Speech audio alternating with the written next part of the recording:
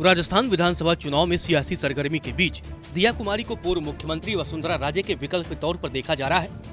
लेकिन हैरान करने वाली बात यह है कि 2013 में राजघराने से ताल्लुक रखने वाली दिया कुमारी को वसुंधरा राजे ने ही बीजेपी की सदस्यता दिलाई थी। बाद में वो सांसद बनी। अब जिस तरह से वसुंधरा राजे को साइडलाइन किया जा रहा है और दिया कुमारी को तवज्जो मिल रही है, सवाल यही कि क्या वो राजे की जगह ले पाएंगी। वहीं अब बीजेपी ने दिया कुमारी को विधानसभा का टिकट दिया है तो सियासी हलकों में उनके भविष्य को लेकर के भी अटकलें लगनी शुरू हो गई। राजस्थान में उन्हें बीजेपी के भविष्य का चेहरा भी बताया जा रहा है। अब चर्चा गर्म है कि क्या बीजेपी उन्हें पूर्व मुख्यमंत्री वसुंधरा राजे के विकल्प के तौर पर देख रही है या नहीं। वसुंधरा की तरह दिया कुमारी भी राज परिवार से ताल्लुक रखती हैं। वह जयपुर के अंतिम शासक महाराजा मान सिंह द्वितीय की पोती हैं। दिया कुमारी के पिता भवानी सिंह भारतीय सेना में अधिकारी थे और होटल व्यवसायी भी। सेना के अधिकारी की बेटी होने के नाते दिया का बचपन शाही ठाठ बाट से दूर गुजरा। दिया कुमारी दावा करती हैं कि उनका खानदान भगवान राम के पुत्र कुश का वंशज है।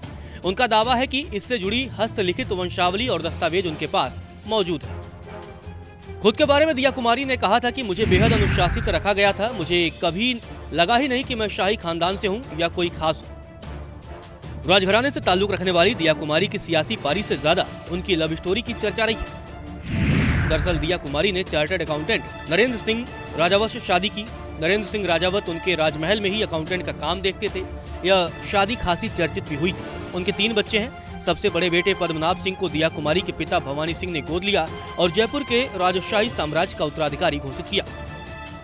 बीजेपी से सियासी पारी की शुरुआत करने वाली दिया कुमारी को वसुंधरा राजे ने ही बीजेपी की सदस्यता दिलाई थी। 2013 में जब नरेंद्र मोदी गुजरात के मुख्यमंत्री थे, उस वक्त उनकी और बीजेपी के तत्कालीन अध्यक्ष राजनाथ सिंह तथा वसुंधरा राजे की मौजूदगी में दिया कुमारी ने बीजेपी की सदस्यता ली थी। 2013 के राजस्थान विधानसभा चुनाव में बीजेपी ने उन्हें सवाई माधोपुर से उम्मीदवार बनाया और दिया कुमारी ने जीत दर्ज की। 2019 में पार्टी ने उन्हें राजसमंद सीट से लोकसभा का टिकट दिया और दिया कुमारी जीतकर संसद पहुंची। दिया कुमारी अब राजस्थान की विद्यानगर सीट से बीजेपी की विधानसभा उम्मीदवार बनी है। राजस्थान में राजपूत वोटरों की तादाद काफी अधिक है। ऐसे में बीजेपी इन्हें नए राजपूत चेहरे के रूप में भी प्रोजेक्ट करना चाहती है।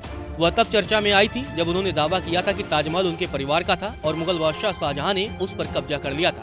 उन्होंने दावा किया था कि उनके पास इससे जुड़े साक्ष्य और दस्तावेज भी मौजूद हैं।